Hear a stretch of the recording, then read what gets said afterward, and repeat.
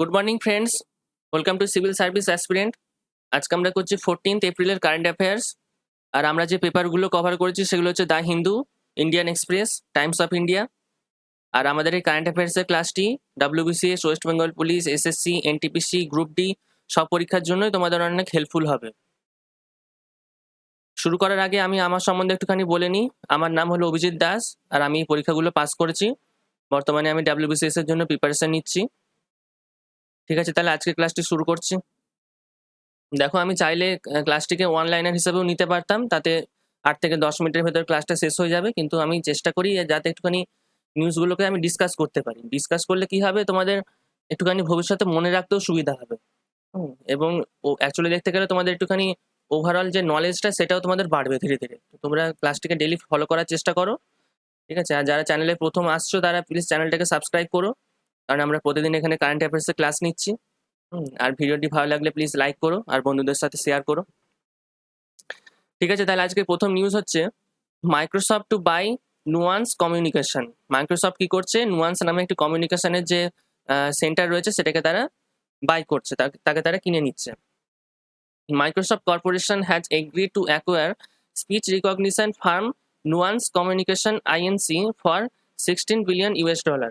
Microsoft কি করছে না, নুয়ান্স কমিউনিকেশন নামে একটা স্পিচ রিকগনিশন একটা সেন্টার বা কমিউনিকেশন একটা কোম্পানি রয়েছে, যেটাকে তারা $16 বিলিয়ন তারা কিনে নিচ্ছে। স্পিচ রিকগনিশন ফার্ম বলতে যেমন আমাদের গুগলে হয় না, যে গুগল অ্যাসিস্ট্যান্ট যেটাকে বলা হয়, বা অ্যাপেলের ক্ষেত্রে যেটাকে বলা হয় সিরি।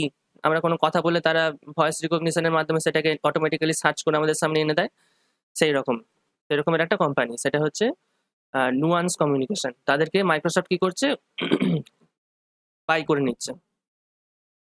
Nuance, bases in Burlington, is a pioneer in speech recognition and artificial intelligence technology. Nuance হচ্ছে আর্টিফিশিয়াল বেসড টেকনোলজির একটা কোম্পানি, যেটা কিনা বার্লিংটনে অবস্থিত। It's software form the basis of Apple's Siri voice assistant.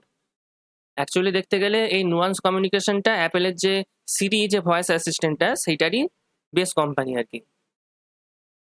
ঠিক আছে, আমাদের নেক্সট নিউজ হচ্ছে PNB launches digital initiative PNB@is। PNB একটা ডিজিটাল একটা ইনিশিয়েটিভ লঞ্চ করেছে যার নাম হচ্ছে PNB is. Punjab National Bank has launched a digital initiative PNB is, under which every transaction undertaken by a bank branch will be initiated and authorized by customers themselves.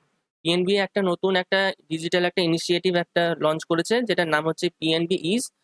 যার মাধ্যমে কি হবে, যখন কোনো কাস্টমার এক ব্যাংক থেকে অন্য ব্যাংকে কোনো রকম ট্রানজাকশন করবে পিএনবির আন্ডারে, তখন কি করতে হবে না, কাস্টমাররা তাদের নিজেরাই ওই যে ট্রানজাকশন সেটাকে তারা অথরাইজ করতে পারবে এবং তারাই সেটাকে ইনিশিয়েট করতে পারবে। ঠিক আছে, সেটাকে তারা চালু করতে পারবে এবং সেটার যা কিছু নজরদারি সেটা তারা নিজেরাই করতে পারবে কাস্টমাররা। It has been launched across 165 identified locations across India. এবং এটা ভারতের 165টা যে লোকেশন রয়েছে সেখানে পিএনবি লঞ্চ করেছে। নেক্সট নিউজ হচ্ছে Harshvardhan launches Aahar Kranti movement. Union health minister Harshvardhan launched Aahar Kranti programme. আমাদের যে ইউনিয়নের যে হেলথ মিনিস্টার রয়েছেন তার নাম হচ্ছে হর্ষবর্ধন। তিনি কি করেছেন না, আহার ক্রান্তি নামে একটা নতুন ইনিশিয়েটিভ, একটা নতুন প্রোগ্রাম লঞ্চ করেছেন। It is a mission aimed at spreading the message of the need for a nutritionally balanced diet and to understand the importance of accessibility to all local fruits and vegetables. এই যে প্রোগ্রামটা, এই প্রোগ্রামটার main উদ্দেশ্য কি হবে না, মানুষের মধ্যে কি হবে, নিউট্রিশনালি বেসড যে ব্যালেন্স যে ডায়েটটা, যে খাবার, সেটাকে তারা সরবরাহ করার চেষ্টা করবে। কোথায়, লোকাল ফ্রুট এবং ভেজিটেবল যা কিছু রয়েছে সেগুলোকে তারা মানুষের কাছে সরবরাহ করার চেষ্টা করবে। Vijayana Bharati and the Global Indian Scientists and Technocrats Forum have come together to launch the mission. Vijayana Bharati আর হচ্ছে কি গ্লোবাল ইন্ডিয়ান সায়েন্টিস্ট টেকনোক্র্যাটস ফোরাম, এরা কি করছে, দুজনে মিলে কোলাবোরেশন করে এগিয়ে আসছে এই আহার ক্রান্তি মুভমেন্ট নামে যে প্রোগ্রামটা সেটাকে তারা এগিয়ে নিয়ে যাওয়ার জন্য। বেসিক্যালি আর কিছুই না, যেমন আমাদের ICDS এবং অন্যান্য আরো যেসব স্কিমগুলো রয়েছে যার মাধ্যমে নিউট্রিশন বেসড কিছু খাবার আমাদের বাচ্চাদেরকে, যেগুলো অঙ্গনওয়াড়ি এইসব স্কুলগুলোতে রয়েছে, বাচ্চাদেরকে দেওয়া হয়, সেই ধরনেরই একটা স্কিম। নেক্সট নিউজ হচ্ছে PPBL processes 970 million digital transactions.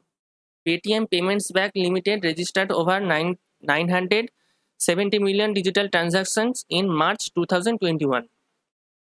Paytm payments bank কি করেছে না 970 মিলিয়ন ডিজিটাল ট্রানজাকশন রেকর্ড করেছে কবে কোন মাসে না 2021 সালের মার্চ মাসে। It is also rapidly gaining transaction as a remitter bank for UPI payments. এমনকি এটা একটা রেমিটার ব্যাংক হিসেবেও এগিয়ে আসছে কিসের মাধ্যমে না ইউপিআই এর মাধ্যমে যে পেমেন্ট করা হয় সেই মাধ্যমে। রেমিটার বলতে বুঝতে পারছো কি তোমরা?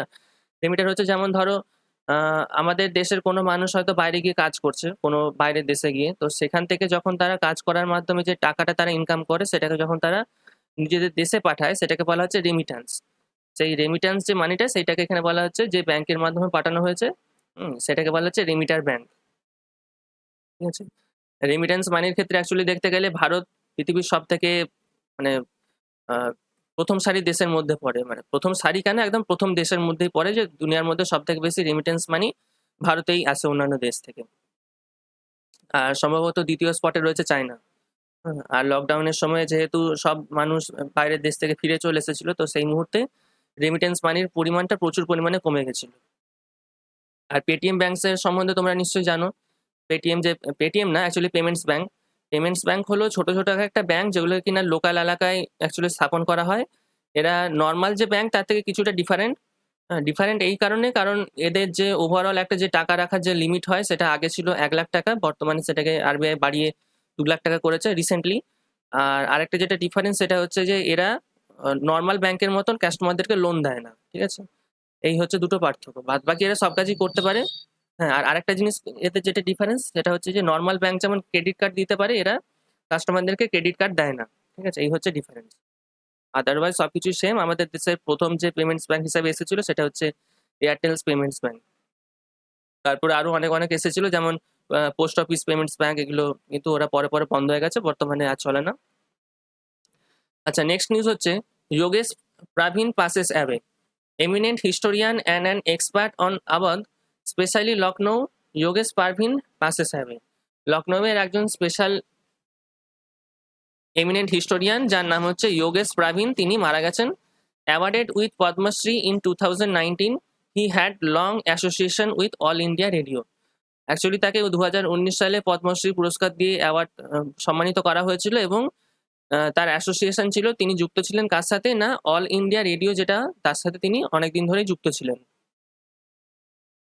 ঠিক আছে, আমাদের নেক্সট নিউজ হচ্ছে Jallianwala Bagh massacre anniversary 13th April. April 13 marks the day of the Jallianwala Bagh massacre.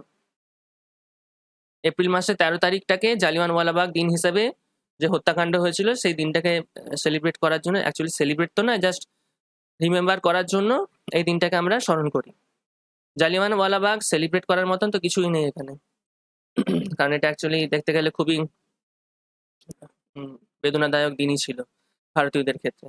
Jallianwala Bagh massacre refers to the incident that took place in 1919 at Amritsar's Jallianwala-Bagh, in which British troops opened fire against thousands of people who had gathered for বৈশাখী। বৈশাখী নামে actually একটা festival হচ্ছিল, যে ফেস্টিভ্যালে অমৃতসরে 1919 সালে প্রচুর ভারতীয় অমৃতসরের যে জালিয়ানওয়ালাবাগ নামে একটা অ্যাকচুয়ালি দেখতে গেলে মাঠের মতন একটা জায়গা ছিল, সেখানে তারা জড়ো হয়েছিল। আর ব্রিটিশরা কি করেছিল না সেখানে ওপেন ফায়ার করেছিল, যার ফলে কি হয়েছিল না অ্যাকচুয়ালি জায়গাটা ঘেরা ছিল, বেরোনোর মাত্র একটাই গেট ছিল, আর সেই গেটের মুখের সামনে কি করেছিল না ব্রিটিশরা কামান লাগিয়ে এমনকি প্রচুর পরিমাণ সৈন্য ওখানে পুরো গেটটাকে কভার করে নিয়ে ওপেন ফায়ার করেছিল, যার ফলে কি হয়েছিল প্রচুর পরিমাণে মানুষ, বাচ্চা এবং মেয়ের সমেত প্রচুর পরিমাণে মানুষ ওখানেই মারা যায়। আর অনেক মানুষ আবার বাঁচার জন্য কি করেছিল, ওখানে মাঝখানে একটা কুয়ো ছিল, তারা অনেকে কুয়োতেও ঝাঁপ দিয়ে দেয়, আর কুয়োতে ঝাঁপ দিলে কি আর বাঁচবে কি, ভেতরে তো জল রয়েছে না, শেষ পর্যন্ত তারা জলে ডুবে মারা যায়। এমনকি ব্রিটিশরা মানে এতটাই মানে জঘন্য স্বভাবের ছিল, হ্যাঁ, যে তারা ফিরে এসে যে ওই কুয়োতে যে মানুষগুলো ঝাঁপ দিয়েছিল সেখানেও তাদেরকে গুলি করে করে মেরেছে। তো তোমরা যদি এখনো ওই জায়গাটায় যাও দেখবে ওখানে যে দেয়ালগুলো রয়েছে, হ্যাঁ, ওই মাঠটার যে ধারে যে দেয়ালটা দিয়ে ঘেরা ছিল সেই দেয়ালে দেখবে এখনো পর্যন্ত অনেক গুলির দাগ আছে। যাই হোক, in the massacre several hundreds were killed and numerous were injured. প্রচুর পরিমাণে মানুষ সেখানে মারাও যায় আর প্রচুর পরিমাণে মানুষ তো ইনজিওর্ডও হয়েছিল। ঠিক আছে, আর এখনো অবধি এই দিনটার জন্য আমাদের যে ব্রিটিশ গভর্নমেন্ট তারা এখনো পর্যন্ত মানে স্মরণ করা তো ছাড়ো, মানে মুখ ফুটে তারা একটুখানি যে রিমেম্বারেন্স করে জিনিসটাকে যে সরি বলবে এটুকু তাদের মানে লাজ লজ্জা নেই, এখনো পর্যন্ত তারা জিনিসটাকে স্বীকারও করেনি। যাই হোক, তাহলে 13ই এপ্রিল হচ্ছে আমাদের জালিয়ানওয়ালাবাগ ম্যাসাকার দিন হিসেবে আমরা স্মরণ করছি। নেক্সট নিউজ হচ্ছে JMM founder member Simon Marandi passes away. Simon Marandi, founder of Jharkhand Mukti Morcha and senior BJP leader, passed away recently. Simon Marandi যিনি কিনা ঝাড়খণ্ড মুক্তি মোর্চা, যেটা কিনা একটা পলিটিক্যাল পার্টি, এবং সিনিয়র বিজেপি লিডারও ছিলেন, তিনি রিসেন্টলি মারা গেছেন। He has been A 5-time MLA and minister of state in Jharkhand. ঝাড়খণ্ডে তিনি পাঁচবারের MLA ছিলেন এবং মিনিস্টারও ছিলেন। আমাদের নেক্সট নিউজ হচ্ছে Chhattisgarh fixes cost for Covid treatment. আমাদের রাজ্যের প্রথম রাজ্য হিসাবে এগিয়ে এসেছে ছত্তিশগড়, যারা করছে কি না এই করোনা ভাইরাসের যে ট্রিটমেন্ট হয় তার জন্য তারা একটা ফিক্সড একটা যে রেট সেটাকে তারা বেঁধে দিয়েছে। হ্যাঁ, the Chhattisgarh government has fixed new rates for the treatment of covid patient in private hospital.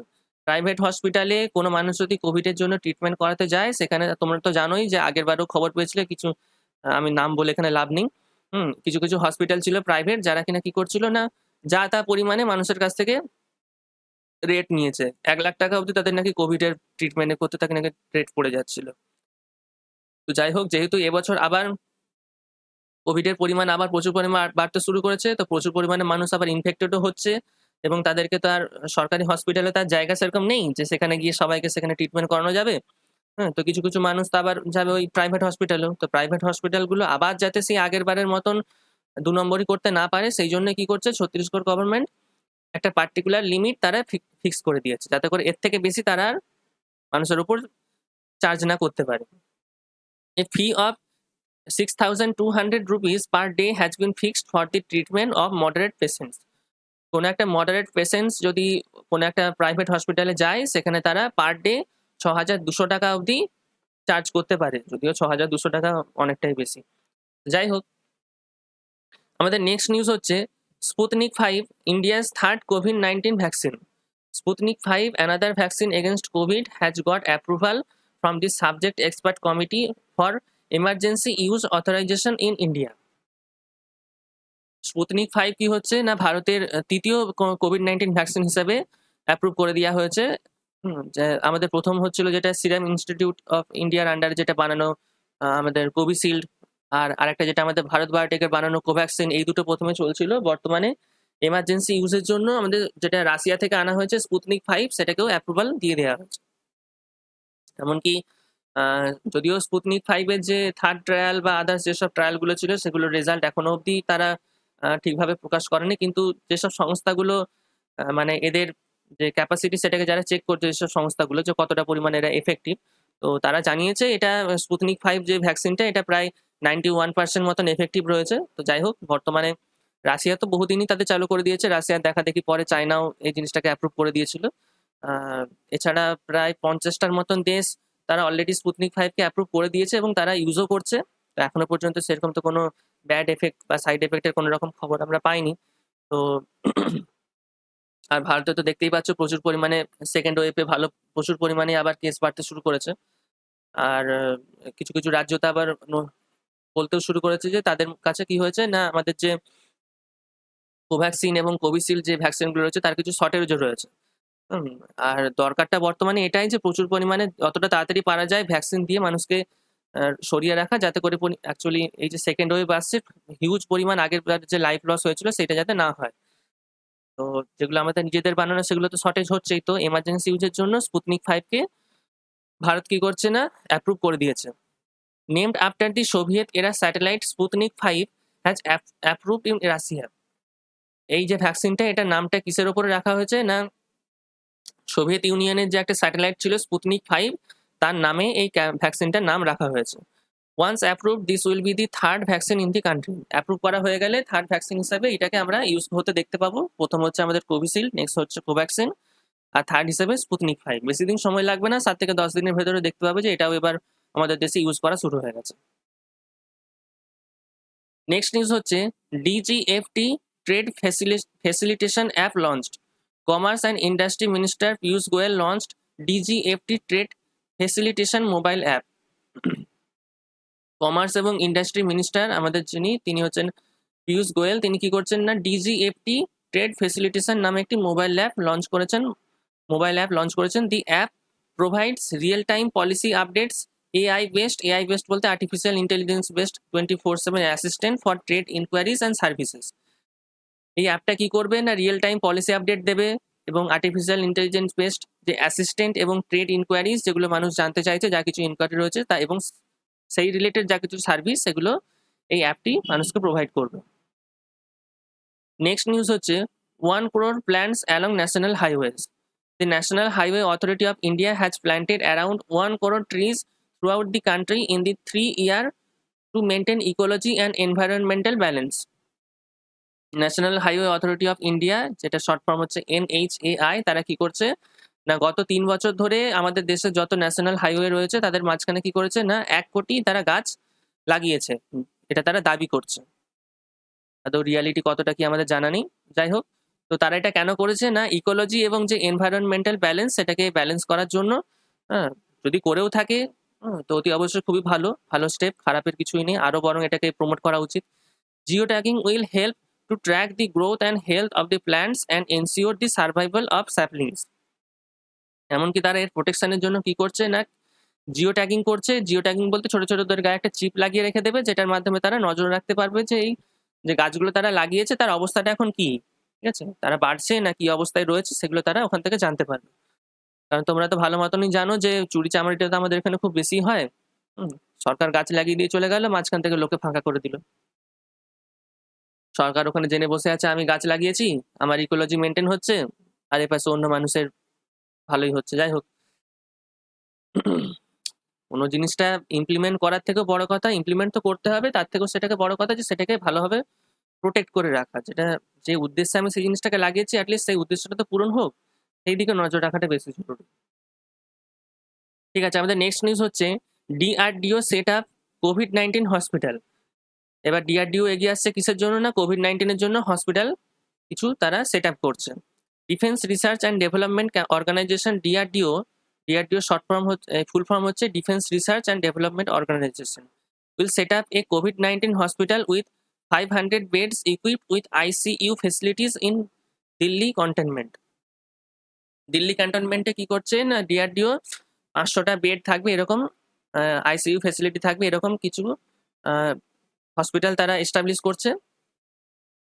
The doctors for the hospital would be provided by both military and paramilitary forces for treating patients. এমনকি তারা ওখানকার যারা doctor থাকবে তাদেরকে military এবং paramilitary ফোর্সের যে training সেটাকেও তারা দিয়ে রাখবে কিসের জন্য না ওখানকার যে পেশেন্ট যারা আসবে তাদেরকে ট্রিটমেন্ট করার জন্য। জানি না ওখানে প্যারামিলিটারি এবং মিলিটারি ফোর্সের ট্রেনিং এর কিসের প্রয়োজন আছে COVID-19 এর পেশেন্টদেরকে ট্রিট করার জন্য। যাই হোক, ডিফেন্স রিলেটেড জিনিস তো সেই হিসাবে হয়তো তারা ট্রেনিং দিয়ে রাখছে, জানি না কিসের প্রয়োজন হবে।